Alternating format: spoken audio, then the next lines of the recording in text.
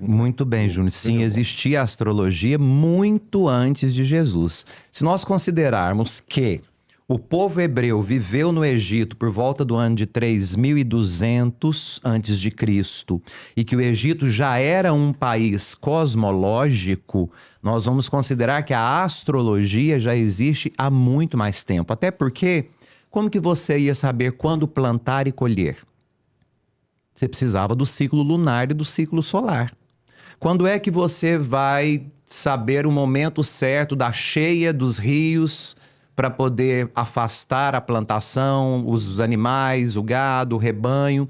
Então, a observação dos astros enquanto ciência foi uma das ciências primordiais da humanidade.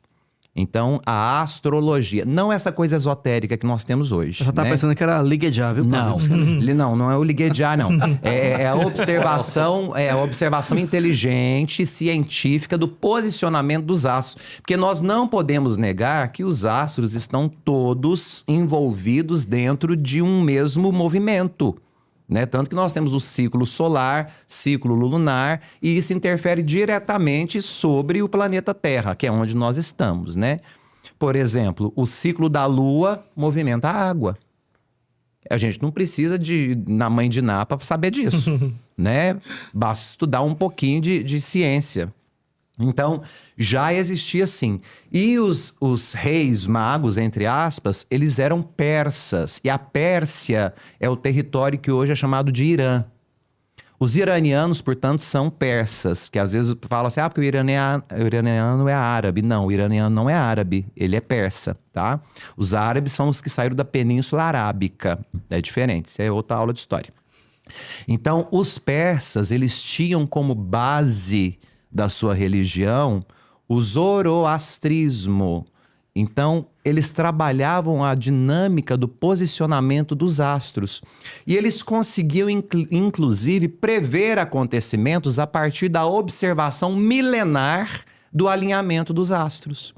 Então, como havia pela anotação milenar, pelos escritos milenares e a tradição oral que ensinava como prestar atenção nos astros, que em determinado momento de um alinhamento de planetas, estrelas, aconteceria um fenômeno, eles vão então prever o nascimento de uma celebridade na região da Judéia. Então, eles sabem que vai acontecer algo importante e vão até a Judéia para anunciar. Por quê? Apesar deles terem uma religião fixa, que não era monoteísta, era politeísta, eles cultuavam várias religiões. Inclusive, eles iam atrás dessas religiões para poderem levar a essência dessas religiões para a Pérsia. Então, eles acabam indo para Israel para compreender que Deus divindade era esse que deveria nascer. Mas quando eles chegam e falam com Herodes, que era o rei, entre aspas, porque o rei, na verdade, é César, porque quem governa é o Império Romano. Só que os impérios que dominavam Israel precisavam ter um local, ou seja, no caso de Israel, um judeu que fosse o rosto do Império Romano para judeus. Era uma política da boa vizinhança. Então, o Império dava as ordens para Herodes e Herodes proclamava a ordem do Império de judeu para judeus, que era para evitar rebeliões ali entre o povo, entre a massa. Então, eles procuram Herodes e falam, olha, soubemos pelo alinhamento dessas estrelas e pela nossa tradição que vai nascer alguém muito importante e que vai reinar sobre esse território. Herodes, muito vaidoso, já tinha matado até os filhos com medo de perder o trono, né? Falou, vai nascer um rei, então quer dizer que eu vou perder o trono, porque esse povo megalomaníaco acha que vai ficar no poder para sempre, né? É mal de gente megalomaníaca, eles acham que eles são eternos e que eles é que são deuses, né? Eles são cultuados, né? Mas isso ficou lá, né? Hoje em dia não tem mais não. Tem não, hoje em dia não tem não. Não, acabou, só nesse período. E então, ele tem um clique e fala, peraí, se está acontecendo, eu vou ser deposto do meu trono.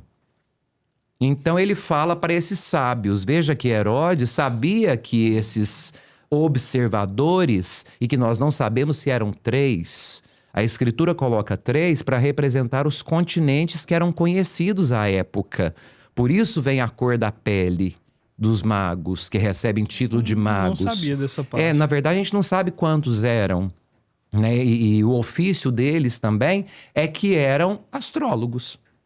Né? Mas ali a gente conhece a África por conta do Egito, por conta da Etiópia, que já era uma região conhecida. Nós temos a Ásia, que está representada ali pelo amarelo, digamos, a pele amarela. E temos a Europa.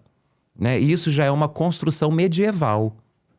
A Idade Média que constrói esse número e coloca essa questão das cores para representar quem era o povo. Por isso que é a Epifania. Jesus se manifesta a todos os povos, que até então não existia possibilidade de América, de Hemisfério Sul. Então, quem é que representa a humanidade? Esses homens desconhecidos, que é o que nós celebramos no dia 6 de janeiro e que a Igreja Ortodoxa celebra como o nascimento de Jesus, porque ele nasceu e se apresentou ao mundo, e o mundo é representado por meio desses homens diferentes. Então todas as raças conheceram Jesus. A simbologia desses presentes pelos sábios do Oriente, o incenso, o ouro e a mirra... Aí já é uma composição posterior, ou seja, pós-pascal. Certo. Que aí você vai colocar na mão deles os elementos próprios da ressurreição. Então, os evangelistas constroem esse texto no período pós-pascal em virtude da morte de Jesus. Ouro, pela realeza sagrada, incenso pela divindade e mirra pelo sacrifício. Sensacional. Mais perguntas aí, Guga? Vamos lá para Respondeu? Era isso? Respondido. É.